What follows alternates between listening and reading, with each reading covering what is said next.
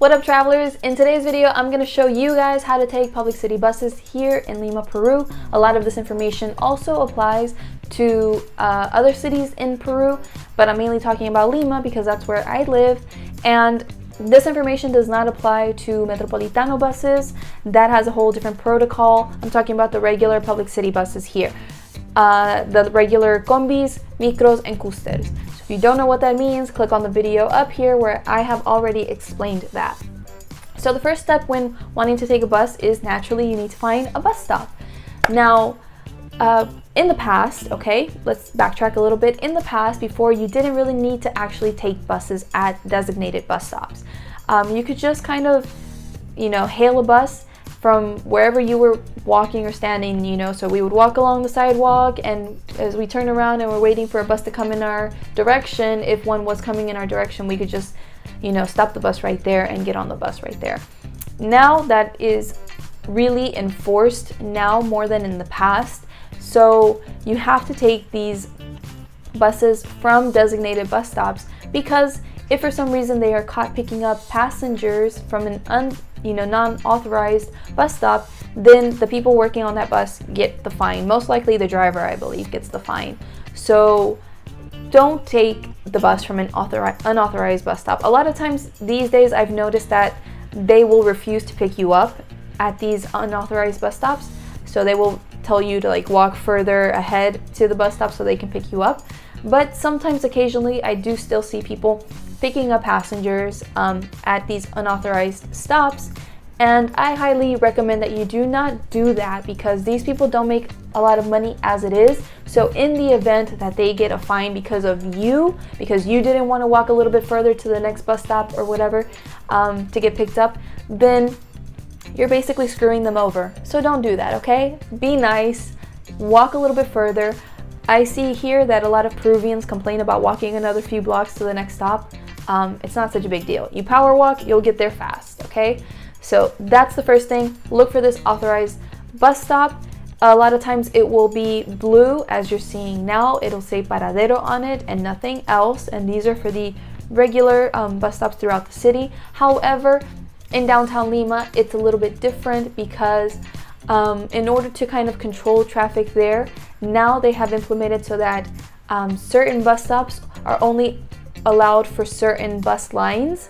And if your bus, the one that you need to take, for some reason doesn't stop there, then you need to walk further ahead to the next one, which is more than likely the one where your bus can actually stop and pick up or drop off passengers. So that's how it works in downtown Lima. You'll see slightly different signs. You'll see something different with different letters and stuff, and that just means that the buses that have these letters, the letters come from when you see the bus coming towards you.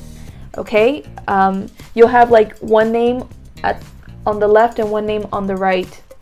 So, one of these means that's the starting point for the route of that bus, and the other one is the ending route, the ending point. And in the middle, you'll usually have a letter to describe what kind of route that is or something. It'll be I-O or E or something like that. And so these are the letters that you see on these bus stops in downtown Lima. So if the bus that you need to take, if you're standing there waiting and it says I-O whatever number, and you're standing at a bus stop where you don't see that I-O or anything, then you need to walk further down or further up to the next bus stop, because that's probably where your bus can pick you up. So that's how that works. I hope I've explained that well. So that's the first step. Find your bus stop. Once you have found this bus stop, you need to get the bus to stop. Sometimes they don't always stop. So you just basically stick out your hand like you would for a taxi, and that's it. You don't have to do anything special with your hand. You just stick it out like this, straight out, or you can even, put your hand out down here somewhere. And that's basically it. That's how you let them know you want to get on. If you're just the one person waiting at the stop and they're in a rush, they're probably not going to stop for you. They're just going to keep going. If the bus is too packed, they're going to keep going. If there's nothing else that's inconveniencing them or something, then they will pick you up. Okay, so that's how it works. They won't always stop for you, but generally you just stick your hand out and they'll stop and pick you up. Then once you have stopped the bus, gotten the bus to stop for you, and you get on this bus. Now, this really all depends on the driver of that bus. My hair is a hot mess, my God. But what I recommend as soon as you step foot onto the bus is you hold on to any rails or anything really tightly, because you don't know the kind of driver that you're getting. So sometimes, a lot of times, as soon as you step on the bus and you still have one foot in the bus, one foot kind of hanging out of the bus driver will already start taking off and going. So that's dangerous. So you definitely need to hold on to whatever rails that you're holding on to as soon as you kind of get on the bus, because sometimes they do that. And anyway, even if they wait for you to kind of already put both feet on the bus, so you're in the bus, you know, and then they step on the gas pedal, sometimes they really like step on that gas pedal and like really just take off, so that can throw you off and you can fall. Okay, so that's why you really need to hold on to whatever you can so that you don't fall. And then you need to find a seat. So you find your appropriate seat. One of the first things you should do when sitting down is you should get the cobrador. If you don't know what that means, watch this video because I've already explained that.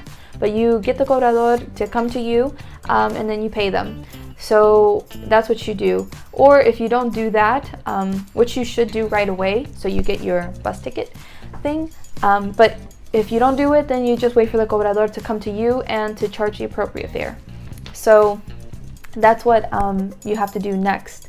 If for some reason you can't find a seat and you have to stand up, then you hold on to chairs, or like the seats, you hold on to the seats or the bars or the little hand handle thingies really tightly, because like I said, sometimes these drivers are really crazy. So you really need to just hold on so you don't fall on anyone or anything.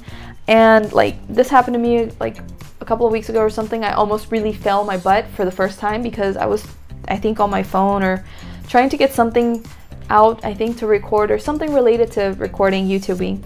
And then the driver like really stepped on the gas, and then I was like, whoa, and I wasn't holding on to anything, and like I fell, and I almost fell on a lady that was sitting down, and like I kind of fell on the guy that was next to me, but they helped me and they didn't get mad, luckily. But that can happen, so definitely be careful, okay? And so that's the next thing. You find your seat, you pay, or you stand up and you pay. Now, here's the thing, maybe we have to backtrack a little bit, is that generally if the bus has two doors, you get on the door towards the front where the driver is, because that's usually where it says subida, which means like where you get on. That's generally the door that says subida. The other door, the opposite one on the back of the bus, is the one that says bajada, which means like you get off. Now, sometimes the buses will have it backwards and it says subida on the back and bajada on the front, but you know, generally you're supposed to get on in the front. Now, what happens is that when you are on this bus and you are waiting to get off at your appropriate stop, then when you need to get off, you go to the door that says bajada. Generally, it's the one in the back, and you have a few options to let the driver know that you want to get off. So the first option is, on some buses, not very many, but on some buses you have like those little cords or lines or something that you kind of pull down to ring the bell so that they know that you want to get off. On some buses you have that. On most buses, however, you just have a button, and the button will either be on these bars on the side, these handles that you can grab onto. If they're not on that, sometimes they're on the door where it says bajada, and it'll sometimes be indicated by the word timbre, and timbre means bell. So you can press that or whatever. In the event that you don't have a bell or a button to press, or you, for some reason, the button thing doesn't work, because a lot of times that does happen, it's broken, it's totally jacked up. So in this event that you can't do that, then you have to yell towards the front, because that's where the driver is. You're usually in the back. You have to yell towards the front, baja, which means like, I want to get off. Basically, that's how you interpret it here. You know, it's just one word, get off. I want to get off. So you have to say baja. You can also have the option of saying paradero baja, which means I want to get off the next stop, at the next bus stop. So So that's what you can do. Now, a lot of people, they just for some reason don't respect the signs where it says like get on and get off. So sometimes they will get off at the door where people are supposed to get on. So they'll go towards the front usually. We're not supposed to do that. I do that sometimes, but only when there's like nobody waiting to get on. Otherwise, I get off at the appropriate door. But if for some reason, you know, the buttons don't work, and you know, you want to get off and you don't remember how to say baja or whatever in Spanish, you can walk towards the front and get off there.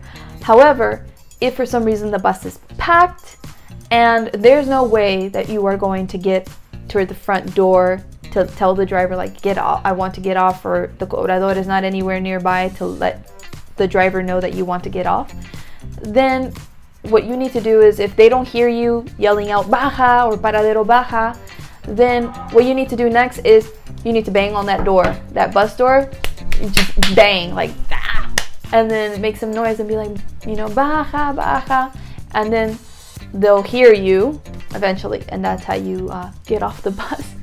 I know it's really ghetto, but that's what you do. So those are some ways to get off the bus. And what else? That's basically it, I think, for how to take the bus. So for everyday city buses, I'm making this video on how to take buses, as well as a separate video on bus fares.